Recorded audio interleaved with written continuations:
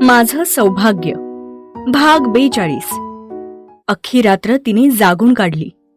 पहाटे लवकर उठून तिची रोजची कामं करू लागली. तो उठून जॉगिंगला जाऊन जिममध्ये जाऊन आला. ऑफिसची तयारी करून झाली तरी ती बेडरूममध्ये फिरकली पण नाही. ब्रेकफास्ट टेबलवर पण सगळे गपचूप होते. सगळ्यांसमोर विचारून तिचा मूड अजून ऑफ नव्हता करायचा त्याला, म्हणून तिला जातो सांगून तो ऑफिसला निघून गेला. सगळे गेल्यावर तिच्या अश्रूंचा बांध फुटला. कोणासमोर रडून तिला अजून तमाशा नव्हता करायचा. रडून रडून डोळे सुजवून घेतले होते तिने. स्वतःचं नशीब इतकं कसं काय फुटकं असू शकतं ह्यावर तिला विश्वासच बसत नव्हता. जो नवरा तिच्यासाठी देवा समान होता त्यानेच तिचा इतका मोठा विश्वासघात केला होता. त्याच्याशिवाय जगण्याची कल्पनाही ती करू शकत नव्हती. आणि तो मात्र कधी तिचा नव्हताच. त्यालाही ऑफिसमध्ये करमत नव्हतं. रोज ती हसऱ्या चेहऱ्याने त्याला सोडायला यायची. आज मात्र सगळं चित्रच वेगळं होतं. का वागत असेल ती असं? काय चुकलं माझं म्हणून ती इतकी दुरावलीय? तिच्यासारखे त्याच्याही मनात असंख्य प्रश्न उद्भवत होते. तिला कॉल केला तर तिने अभ्यास करती असा मेसेज टाकून दिला. त्याचा आवाजही नको होता तिला. मनाशी निर्धार करून ती उठली आणि सासूबाईंना फोन लावला. हॅलो आई. हा मधुरा. आई, मला माझ्या मम्मी पप्पांकडे जायचंय. मला त्यांची आठवण येते. जाऊ का आता? तिने त्या वाक्यात परवानगी कमी आणि मला जायचंच आहे हे ठामपणे सांगितलं होतं. विक्रांत तिला कधीच माहेरी जायला अडवत नव्हता. त्यामुळे आईंनाही वाटलं असेल की त्याला माहिती असेल म्हणून. त्यामुळे जास्त विचारपूस न करता त्यांनी तिला जायची परमिशन दिली. कार न घेता कॅब बुक करून ती माहेरी निघूनही गेली. रोजच्या पेक्षा आज त्याला जास्तच उशीर झाला होता. त्यात ती एकाही कॉलला आन्सर देत नव्हती. त्याच्या कॉलला वैतागून तिने फोन स्विच ऑफ केला होता. घरात पाय ठेवताच त्याने तिला आवाज द्यायला सुरुवात केली. बच्चा, कॉफी. मागून आशोही आला. त्यालाही लेट झाला होता. दोघंही तिचं नाव जोर जोरात घेत होते. मावशीने येऊन त्यांना पाणी दिलं. अरे हो हो, जरा हळू, ती नाहीये घरात. कॉफी ठेवते, तोवर फ्रेश व्हा. काय? बच्चा कुठे गेलीये? हा मम्मा, मी खूप दमलोय आज. प्लीज नवीन प्रँक नको. अरे ती माहेरी गेलीये सकाळीच. काय? शक्यच नाही. बच्चा मला विचारल्याशिवाय बाहेर पाऊलही ठेवत नाही आणि कार पण तर इथेच आहे. मावशी प्लीज गंमत करू नकोस, बोलाव ना तिला. अगं मी खूप दमलोय. विकी, ती सकाळीच गेलीये. मला कॉल आला होता की मम्मी पप्पांची आठवण येतेय, जाऊ का म्हणून. आवाजही वेगळा वाटला जरा, म्हणून मी जा म्हटलं. नेहमी तर ती तुला विचारून मग मला विचारते ना. मला नाही माहिती काही आहे. मी खूपदा कॉल केले पण फोन ऑफ आहे तिचा. खरं सांग विकी, तुमच्यात काही झालंय का? ती ना कालपासून गप्प होती. नेहमीसारखी वाटत नव्हती. बाबा मलाही नाही माहिती. मी खूपदा विचारलं पण ती काहीच नाही बोलली. ए विकी, तिच्या घरी तर सगळे नीट आहेत ना? मावशी एकदा तू त्यांना कॉल करून घे ना, म्हणजे जनरली. वेट आशू, मी करतो. विक्रांत मधुराच्या आईला कॉल करतो. Hello mummy. हा जावई बापू, बोला ना. कशा आहात? पप्पा, संदीप कसे आहेत? आम्ही सगळे नीट आहोत. बच्चा, सॉरी, म्हणजे मधुरा आहे का? तिचा फोन ऑफ येतोय, देता का तिला? हा. परी, ए परी, जावई बापूंचा फोन आहे, बोल जरा, तुझ्याशी बोलायचंय त्यांना. आणि काय, फोन कुठे आहे तुझा? मम्मी मला अभ्यास आहे, त्यांना सांग मी नंतर करेन. ती तुसड्यासारखं बोलते. तो फोनवर हे सगळं ऐकतो. आण विकी, मी बोलतो. तू नक्कीच काहीतरी गोंधळ घातलायस, बाबा म्हटले आणि फोनवर बोलू लागले. परी, सासरे बोलतायत तुझे. हॅलो मधुरा. हा बाबा, बोला ना. काय करतेयस बेटा? आणि तू मला न भेटता का गेलीस? बाबा, मला इकडची खूप आठवण येत होती, सॉरी. तुम्ही जेवलात? नाही ना. तू नाहीस. तुझ्या सासूने मला अजून जेवायला नाही दिलं. तू नाहीस तर बघ किती हाल चालू आहेत माझे. चल लवकर ये बरं. बाबा, तुम्ही उशीर नका करू. गोळ्या घ्यायच्यात ना? मला अजून इथे राहायचंय, प्लीज. मधुरा बेटा, सगळं नीट आहे ना? हो बाबा, सगळं नीट आहे. मला राहू द्यात ना. ती रडू आवरत म्हणते. बाबा मला द्या. हॅलो बच्चा, काय झालंय? फोन कट करू नकोस, मी तिथे येईन आता. तो त्यांच्या हातातून फोन घेऊन बाहेर जातो. काही नाही, मला राहायचं इथे. काही प्रॉब्लेम आहे का तुमचा? नेहमी का तुमची मर्जी चालवता तुम्ही? सुना, मी तुला फोर्स नाही करत आहे. जस्ट तू बोलत नव्हतीस म्हणून काळजी वाटत होती. उगाच नसलेल्या काळजीचा दिखावा. ती ती तोंडातच पुटपुटली. काय झालं बच्चा? मी खूप मिस केलं तुला आज. तू जेवलीस? हो. खोटं? आणि माझ्याशी? जेवण कर, आधीच वीक झालीयस तू खूप. काय बच्चा, तुला राग आलाय ना माझा? मी वेळ देत नाही म्हणून? आपण ना नेक्स्ट वीकला गोव्याला जाऊ, फक्त दोघं. जसा टाइम आपण बालीला घालवला होता अगदी तसंच, फक्त तू आणि मी. नको, मला नाही यायचंय कुठे. इतका राग? तुला म्हणत असतो मी तिखट कमी खात जा. फक्त दिसायलाच गोड आहेस, बाकी मात्र तू खडूस आहेस. इतकाच त्रास होत असेल तर द्या ना मग सोडून. उगाच कशाला तुम्हाला तरी त्रास? सोडून तर देऊ शकत नाही ना. जीव अडकला या स्पायसी पोरीत. राहू द्या. राहू देतो, पण तिथे नाही, माझ्याजवळ. मला नाही यायचं. मला माझ्या घरच्यांजवळ राहायचंय. प्लीज, मी परत कधीतरी तुला तिथे घेऊन जाईन ना. उद्या येतोय मी, मग आपण इकडे येऊ. मला नाही करमते. मला नाही यायचंय ना हो. का जबरदस्ती करताय? बच्चा, घरी सगळे खूप टेन्शनमध्ये आहेत. तू का गेलीस? नेहमी तर मला विचारून जातेस ना. असं काय झालंय अचानक? माझी मर्जी. तुम्ही का नेहमी माझी लाईफ कंट्रोल करत असता? बच्चा, मी तुझी लाईफ कधीच कंट्रोल नाही केलीये आणि कधी करणार पण नाही. मग मला राहायचं इथे, नाही यायचंय तिकडे. त्यालाही राग येतो. ठीक आहे, किती दिवस माहित नाही. जोवर मला वाटेल तोवर राहीन. म्हणजे मला नाही यायचं तिथे. मी नाही येणार परत कधीच. मधुरा, डोक्यावर पडलीयस का? एकतर काय झालं विचारतोय तर सांगत नाहीयेस. सॉरी बोललो तर ऐकत नाहीयेस. त्यात अजून न सांगता गेलीयस. आणि आता हे नवीनच नाही यायचं म्हणे. पोरखेळ वाटतो का तुला सगळा? मी तर आहेच लहान, बालिश. मला कुठे डोकं आहे? मेंदू पण माझा लहानच आहे. तुम्हीच म्हणता ना नेहमी. अगं, ते गमतीत म्हणतो मी, पण आता तर खरंच वाटायला लागलंय मला. तू काहीही कर, मी उद्या येतोय. तू बऱ्या बोलाने आलीस तर ठीक, नाहीतर तुला उचलून आणेन. ते काही मला अवघड नाहीये. विक्रांत, मी नाही येणार. I hate you, but I love you so much. आणि म्हणूनच तू गैरफायदा घेतेयस. मधुरा, बोलून प्रश्न सोडवता येतात. तू प्लीज एकदा माझ्याशी बोल, मी सगळं सॉर्ट आउट करेन. तू नेहमी म्हणतेस ना तू माझ्यावर सगळ्यात जास्त विश्वास ठेवतेस. अगं, मग यावेळी काय झालंय? मी येतोय उद्या. तुम्हीच तो विश्वास तोडलायत विक्रांत. I hate you. मी नाही येणार कधीच तुमच्यासोबत. ती रडत रडत फोन कट करते. मी विश्वास तोडला? काय झालंय हिला? आधी कधीच अशी नाही वागली ती. बच्चा, का त्रास करून घेतेय स्वतःला? एकदा बोल, मी सगळं नीट करेन. तो स्वतःशीच बोलत असतो. तेवढ्यात नील आणि आशू येतात. विकी, तुफान मेल काय म्हटली? आशू म्हणतो. विकी, आशू काहीतरी विचारतोय तुला. मधुरा काय म्हणाली? काही नाही, उद्या जातोय तिला आणायला, बघू तेव्हा. सगळे डिनर करायला बसतात, पण त्याचं मन काही लागत नसतं. विक्रांत, मी तुम्हाला सांगितलं होतं ना, जर तुम्ही मला अंतर दिलं तर मी जीव देईन. तुम्ही असं का केलं? मला नाही जगायचंय आता. बच्चा, ऐक, मी काहीच नाही केलंय. तू समजून घे ना. मला नकोय खोटे एक्सप्लेनेशन्स. ती चाकू घेऊन हाताची नस कापून घेते. मधुरा, तो जोरात तिच्या नावाने किंचाळतो.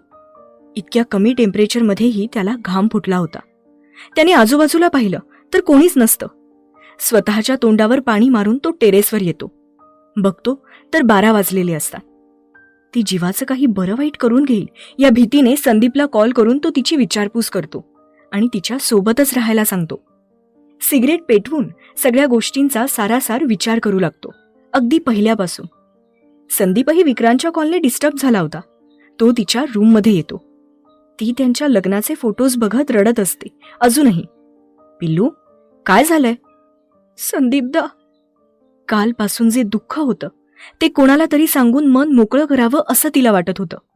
ती त्याच्या गळ्यात पडून हुंदके देऊन रडू लागते. पिल्लू, बोल ना, तू सकाळपासून गप्प आहेस. दादा, ती परत आलीये. त्यांनी माझा विश्वासघात केलाय.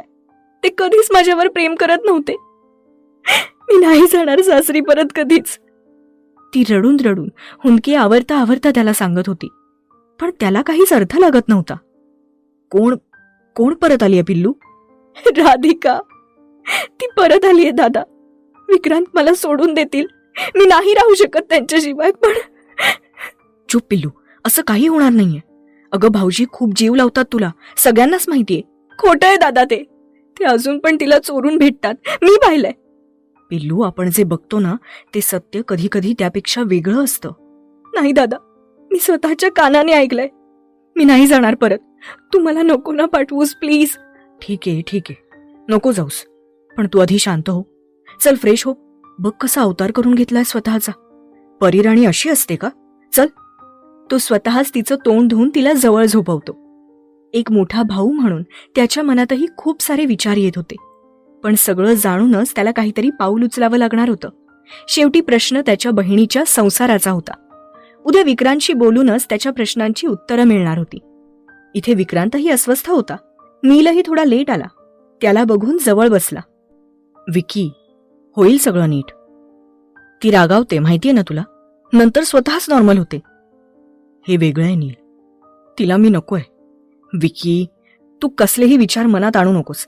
सगळ्यात जास्त ती तुझ्याच क्लोज आहे, तिच्या आईवडिलांपेक्षाही. नाही नील, मी अनुभवलंय. तिला माझा स्पर्शही नकोय. मी फील केलंय ते. काल रात्री I kissed her, but from her side I could not sense it Neel. हे बघ विकी, तू जास्त विचार करतोयस. नाही नील, मी कसं सांगू तुला. मधुरा आधी अशी कधीच नाही वागली. जेव्हा आमच्यात काही नॉर्मल नव्हतं तेव्हा पण असं चित्र नव्हतं. अरे तिचा विश्वास होता माझ्यावर, पण आता तो दिसत नाहीये. एकदा तिने माझ्याशी बोलावं यार. विकी, आपण उद्या जाऊयात, मग बोलू. मी बोलतो हवं तर. नील, तिने आज रात्री काही करून घेतलं तर? ती बोलली होती मला तसं. विकी, बच्चा खूप रडली असेल यार.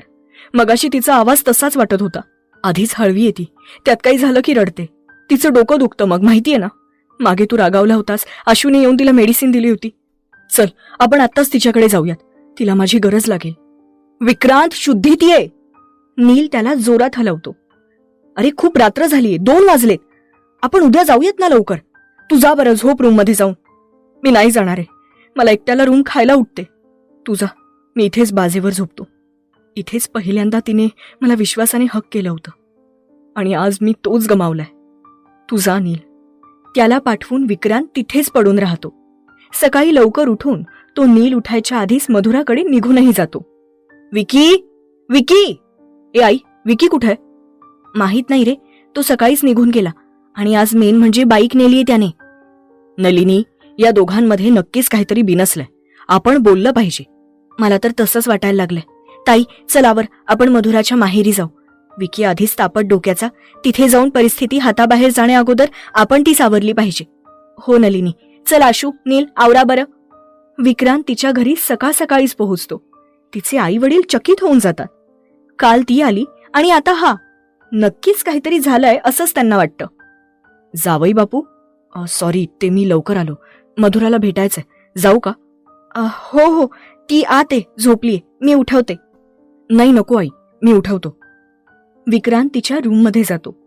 रडून रडून तिचा चेहरा लाल झाला होता. डोळ्यातलं पाणी गालावर सुकून गेलं होतं. 2 दिवसात तिने स्वतःची इतकी वाईट अवस्था करून घेतली होती. नीट जेवली पण नव्हती ती. लग्नाचा अल्बम छातीशी कवटाळून झोपली होती. त्याने तिच्या डोक्यावरून हात फिरवला आणि कपाळावर ओठ टेकवले. बच्चा, उठ. सोना, मी आलोय. उठ हवर, आपल्याला जायचंय ना. नको ना. ठीक आहे. ती शांत झोपली होती, म्हणून तिला न उठवता तो तिच्याजवळ तसाच बसून राहिला. काय हो, आपल्या परीचं आणि जावई बापूंचं काही झालं असेल का? परी आल्यापासून गप्पच आहे, आणि सकाळी ते पण आलेत. मधुराची मम्मी म्हटली. आपलंच नशीब फुटका, अजून काय. एक पळून गेली आणि ही नीट नांदती असं वाटलं तर हिने काय पराक्रम केलेत देव जाणे. पप्पा, तुम्ही असं का बोलताय?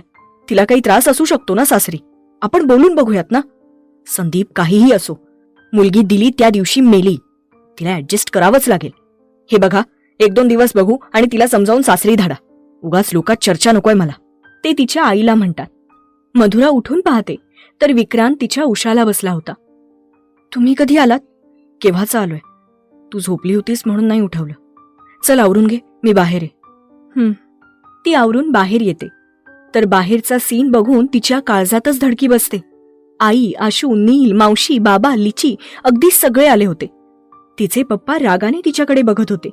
तिने घाबरून संदीपच्या दंडाला जोरात पकडलं. मधुरा, बरं वाटतंय? बाबांनी विचारलं. ती फक्त खोटं हसून मान हलवते. आज इतक्या दिवसांनी तुम्ही सगळे आलात, बरं वाटलं. बसा ना, पुरणपोळीचा बेत करते. मम्मी म्हणते. कोणाचं काय आणि कोणाचं काय, मधुरा मनातच बोलत असते. सगळ्यांचं चहापाणी होतं. संदीप विक्रांतला बाहेर घेऊन जातो. भाऊजी, जरा बोलायचं होतं. हो, बोल ना. आजपर्यंत तुमच्या नात्यात मी कधी पडलो नाही, पण काल जे पिल्लू बोलली त्यामुळे मला काही प्रश्न पडले. त्याची खरीच उत्तरं द्याल अशी आशा आहे. काय बोलली बच्चा? ही राधिका कोण आहे आणि तुमचा आणि तिचा काय संबंध आहे? हे बघ संदीप, मला फिरवू नका प्लीज. काल पिल्लूची खूप वाईट अवस्था पाहिली आहे मी. विक्रांत त्याला राधा आणि त्याच्या नात्याविषयी सांगतो आणि हेही सांगतो की आता त्यांच्यात काहीच नाहीये. जर तुम्ही म्हणताय तुमच्यात काही नाही, मग पिल्लूने तुम्हाला एकत्र कसं पाहिलं? एकत्र? आम्हाला? वेट, तिने आम्हाला पाहिलं? आत्ता त्याला क्लिक होतं. तो तडक नीलला कॉल करून कुठल्या मॉलमध्ये आले होते ते विचारतो. शिट, म्हणजे मधुरा तिथे होती. तिने आम्हाला पाहिलं आणि तेव्हापासूनच ती अशी वागतीये. बच्चा यार. हो संदीप, मी तिला भेटलो होतो, पण त्या भेटीला काही अर्थ नव्हता. असं समज हवं तर की ती आमची शेवटची भेट होती. मधुराचा गैरसमज झालाय. राधिकाचं लग्न झालंय आता. तुम्ही खरं बोलताय का भाऊजी? हो, तुझ्या बहिणीची शपथ. तिच्याशिवाय माझ्या आयुष्यात दुसरी कोणतीच मुलगी नाहीये. थँक्स संदीप, खरंच थँक्यू. मी करतो सगळं सॉल्व्ह. तिला फक्त माझ्यासोबत यायला कन्व्हिन्स करावं लागेल. हां, ते मी करतो भाऊजी. फक्त आमच्या परीच्या डोळ्यात पाणी नका येऊ देऊ. खूप सहन करते हो ती. आमचे पप्पा नाही माहिती तुम्हाला. तू टेन्शन घेऊ नकोस. चल आता, आज जाऊन खिंड लढवायची आहे ना? मधुरा, चल आवर बेटा, निघायचंय ना? बाबा पण. हो बच्चा, आवर, लेट होईल आपल्याला. ती विक्रांतला रागीट लुक देते. आमची पोरगी जरा अल्लड आहे, घ्या समजून. काही चुकत असेल तर सांगा आम्हाला. मधुराचे पप्पा म्हणतात. नाही हो, तिच्याकडून आमच्या काही तक्रारी नाही. विकीची आई म्हणते, ए परी, चल आवर. मधुराची मम्मी तिला आवरायला सांगते. तशी ती नाईलाजाने आवरायला जाते. हो, म्हणजे परी काल अशी अचानक आली ना? काही झालं होतं का? पप्पांनी विचारलं. नाही हो, तिला तुमची आठवण येत होती म्हणून आली, बाबा म्हटले. बरं, आमची पोरगी आम्ही तुम्हाला दिलीये. जर कधी चुकत असेल, उलट बोलली असेल तर तुम्ही मारलं तरी आम्ही विचारायला नाही येणार. आम्ही धरू की तिचे कान? मधुराचे पप्पा बोलत होते. पण मी विचारेन. तिच्यावर हात उचलायचा विचार कोणीही करू नका, महागात पडेल. विक्रांत बोलतच तिच्या रूममध्ये जातो, जिथे ती साडी नेसत होती. त्याने जाऊन रूम आतून लॉक करून घेतली. इकडे तो तापट आहे म्हणून नीलने बाजू सांभाळून घेतली आणि विषय डायव्हर्ट केला. बच्चा, मला बोलायचंय. मला नाही बोलायचं. ती पदराला पिन लावत बोलत होती, पण पिन काही केल्या लागतच नव्हती. तो जाऊन पिन लावता लावता बोलू लागतो. बच्चा, मला तुझ्या रागवण्याचं कारण समजलंय. तुझा मोठा गैरसमज झालाय. जसं तू समजतेस तसं काहीच नाहीये. तिथे मी होतो कारण राधिकाने मला जीव देण्याची धमकी दिली होती. ती नाही आपल्या आयुष्यात आता. तिला हे आधी पण समजावलं होतं आणि त्या दिवशीही तेच बोलत होतो. तू प्लीज असं नको वागूस. तुझ्या मनातल्या सगळ्या शंकांचं निरसन मी करतो. पण मला नाही ऐकायचंय ना. तुमची इच्छा होती मी घरी तिकडे यायची, मग येतेय ना मी. बास आता. नका देत बसू खोटी एक्सप्लेनेशन्स. बच्चा, इकडे बघ. तू आहेस माझ्या आयुष्यात एकमेव. तिला बघून तुला माझ्यावर रागावण्याचा, रुसण्याचा पूर्ण अधिकार आहे आणि तो रुसवा काढण्याचा माझा अधिकार तू घेऊ शकत नाहीस. ती मान खाली घालून फक्त ऐकत होती. माझ्याकडे बघ. ती मानेनेच नकार देते. तसा तो तिचा चेहरा वर करून फोर्सफुली किस करतो. ती खूप ट्राय करते तरी तो तिला सोडत नाही. थोड्या वेळाने तो तिला बाजूला करतो. विक्रांत, छान होता बच्चा. तू चिडल्यावर जास्त स्वीट लागतेस. तुम्हाला लाज नाही वाटत का बायकोला असं जबरदस्ती? लाज काय त्यात? माझी सासूरवाडी, माझी बायको, मी पाहिजे ते करेन. तू इतक्या दिवस रुसून राहशील तर मी काय उपाशी मरू का? चल बाहेर ये, जेवण करून निघूयात. मी आलोय म्हणून माझ्या सासूबाईंनी पुरणपोळ्या केल्यात. I just hate you but I love you sweetie. तो तिच्या गालावर किस करतो आणि बाहेर निघून जातो. जेवताना पण तो तिला विनाकारण छेडत होता. घरच्यांच्या पाया पडून ती निघाली. आज मुद्दाम त्याने बाईक आणली होती आणि सगळ्यांसमोर तिला सोबत चालायला सांगितलं. आता काय बोलणार म्हणून ती खोटं खोटं हसूनच गप्पपणे बाईकवर बसली. तसा घरच्यांनी सुटकेचा निश्वास सोडला. साडीमुळे ती वन साईड बसली होती, थोडं अंतर ठेवून. त्याने ब्रेक मारला तशी ती त्याला आपटली. बच्चा, पकडून बस ना, मी कुठे पळून नाही जाणार आहे आणि नाही तुला माझ्यापासून कुठे लांब जाऊ देणार. ती चुपचाप खांद्यावर हात ठेवते. तो मंद स्मित करत तिला आरशातून पाहत असतो.